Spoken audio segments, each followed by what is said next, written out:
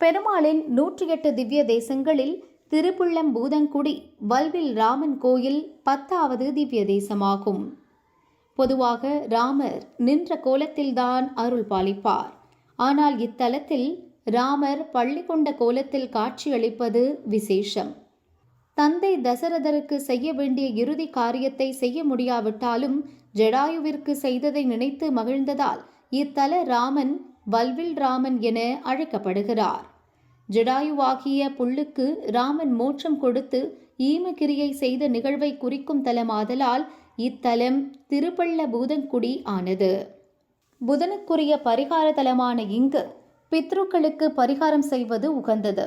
மேலும் திருமணத்தடை உள்ளவர்கள் இங்கு வழிபாடு நடத்துகின்றனர்.